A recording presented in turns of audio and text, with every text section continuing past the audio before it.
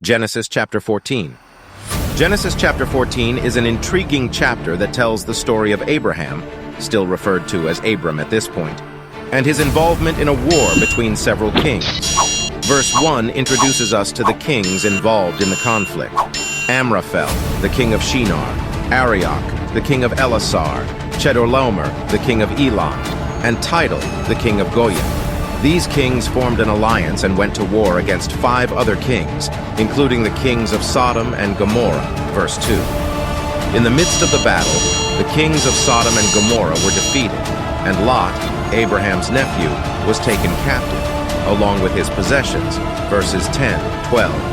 Upon hearing this news, Abram mustered his own forces, consisting of his trained servants, to pursue the enemy kings, verses 14, 15.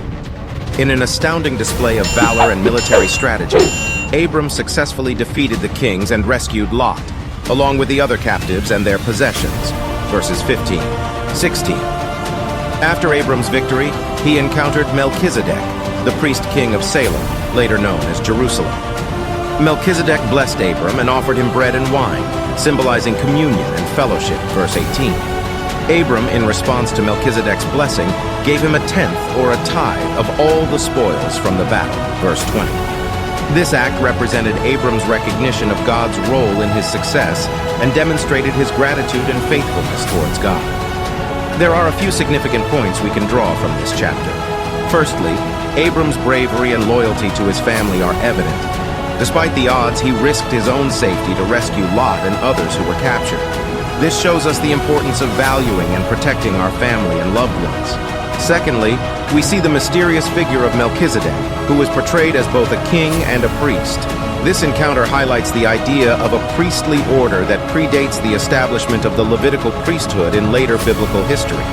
Melchizedek's blessing and the offering of bread and wine foreshadow the institution of the Eucharist in the New Testament. Lastly, Abram's act of offering a tithe to Melchizedek exemplifies the principle of giving back to God a portion of what he has blessed us with.